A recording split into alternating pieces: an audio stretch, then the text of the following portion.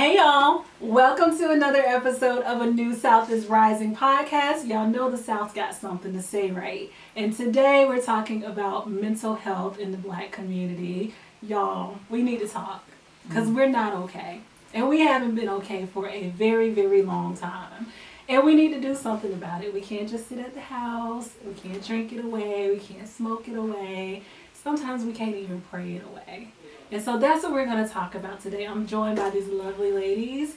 This is Dr. J. Rodriguez, as well as Detrell Hawkins. And these ladies specialize in therapy, mental health, especially for the Black community. And so we want to have a conversation about why we don't want to get any therapy. Why don't we want to go and get help that we need? And we know we need it, but we do all of these destructive things that kind of self-medicate.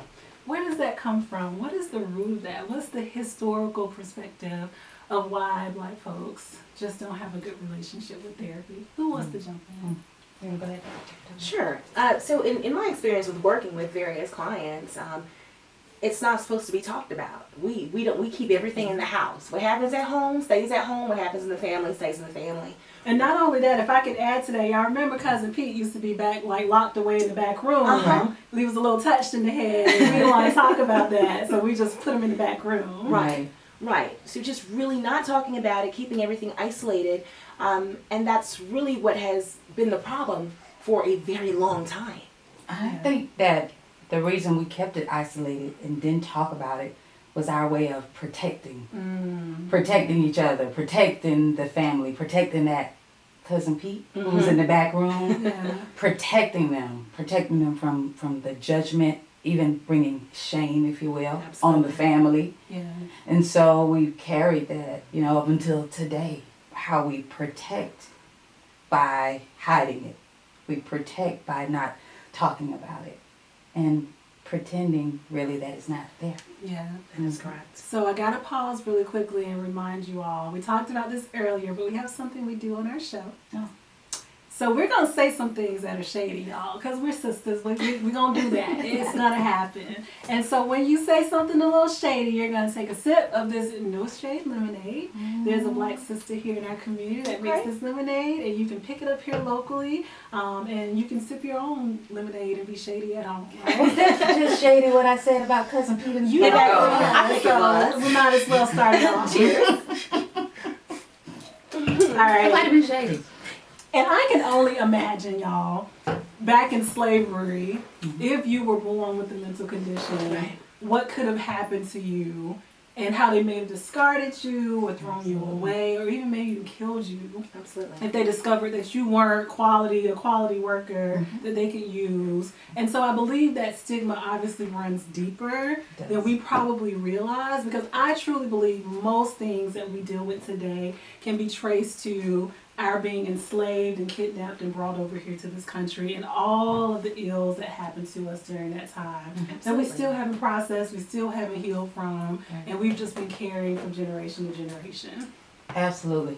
Still haven't processed and still haven't healed from, and don't even understand. When you think about us as a community, we don't even understand the impact really that slavery had on us and why we do what we do right now. And that we're dealing with it today. People want to believe that was 400 years ago, and that just doesn't impact y'all. Y'all were never slaves.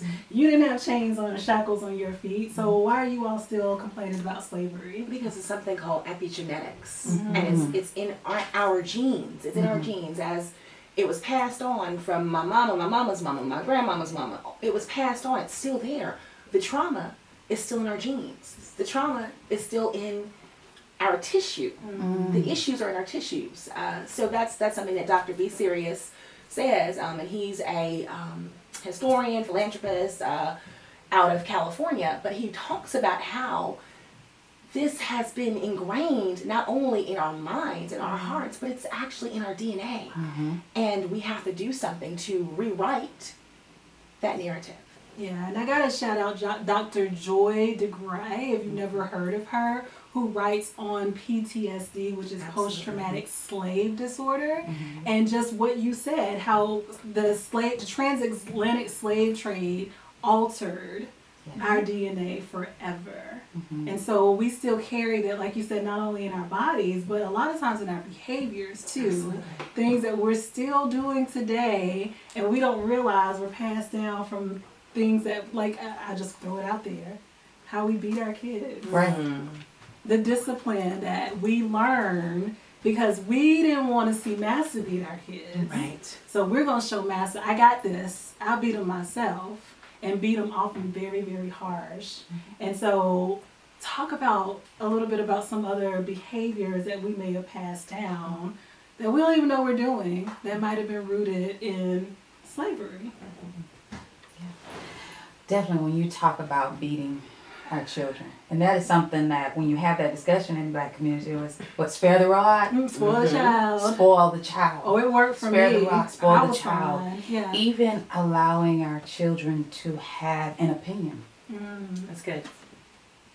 To have an opinion, allowing our children to express their thoughts and feelings, especially when they differ from ours. Because kids are supposed to be Especially seen, when they heard, differ, right? when they differ from Yeah. ours. And I think all of that still, when you talk about it being ingrained Yeah.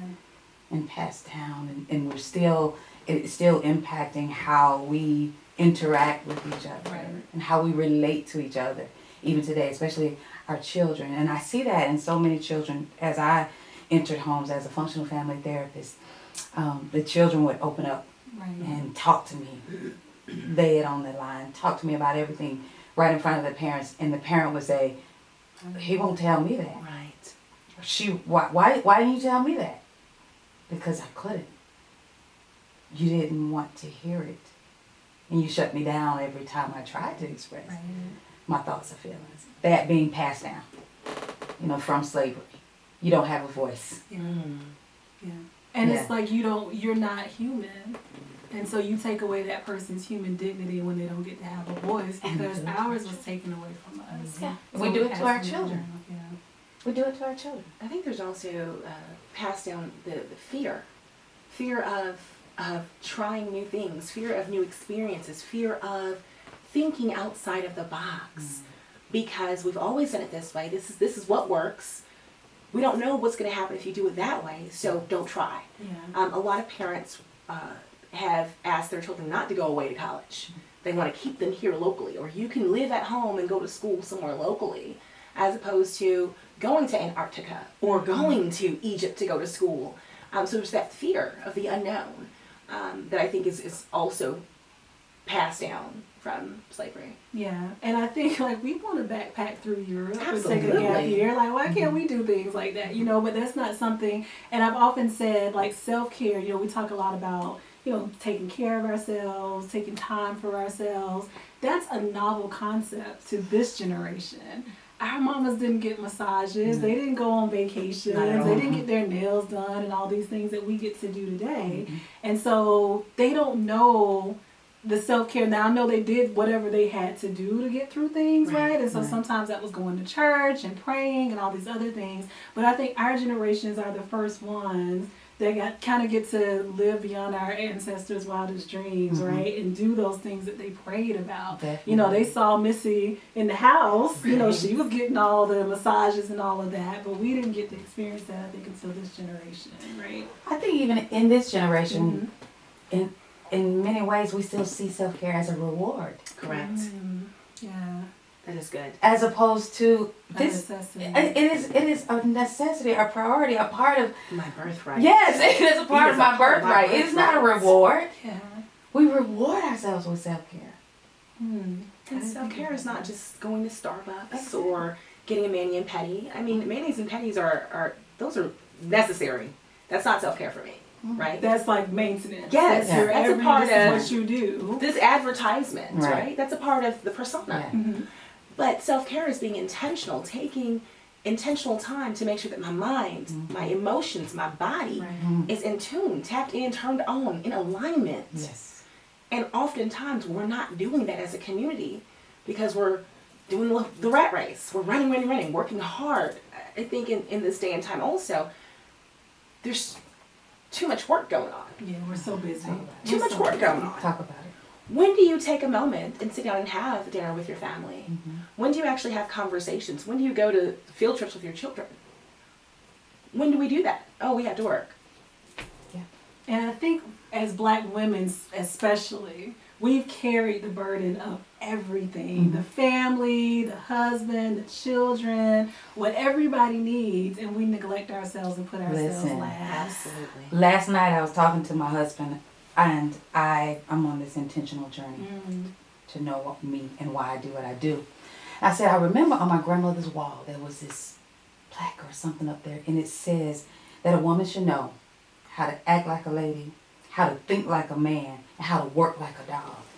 And I said, I've been acting like a lady, thinking like a man, and working like a dog all my life. I didn't realize how much it was ingrained in me. And my mom did the same thing. She was helping her mom with all of her siblings. I think it was 7 or 8 of them. And my grandmother was a single mother. Her husband had left her. She had these children.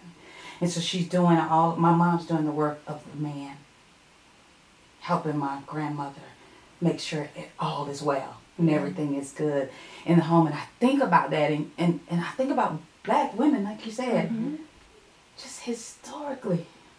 Carrying everybody. Literally. Being available for their husbands.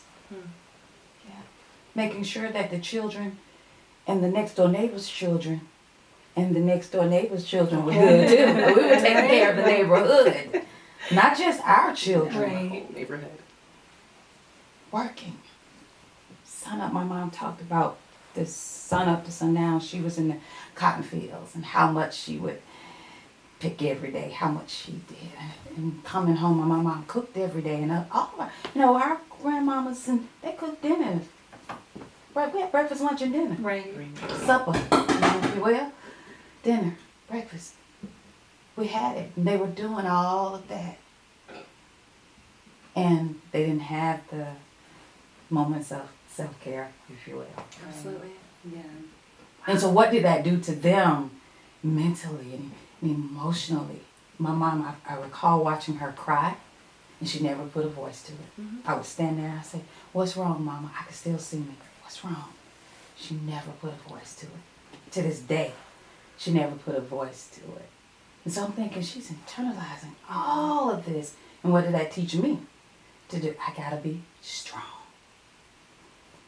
You don't cry. And that strong Black woman, we hear that so much. This persona that I think we've been burdened with, this cape that we've been forced to carry to be this strong Black woman. And sometimes I don't want to be strong. I just want to be me. I just want to be. I just want to be. I just want to be today. Yeah, I just want to be. And if it falls apart today, that's okay. I just want to be. Megan Thee Stallion has a song, Yeah. and it talks about anxiety in women. I can understand that. I can understand that because it's true. We don't all have good days all the time. We don't. But that's why therapy is important, because when you can't talk to your family, or when you feel like there's going to be judgment, or when you feel like there's going to be shame, then you should go and find a therapist that's a good fit for you, because it's not a one-size-fits-all approach, and start talking about these issues. Yeah. And can I tell y'all, your family's not equipped. Right. They went through I the think we same can let them trauma off you the went hook. through. We can let them off the hook because they're not equipped. And so us thinking that we can go to family and you want to believe your family loves you enough, cares about you enough, but they're just not. They don't have what we need to get through a lot of these things.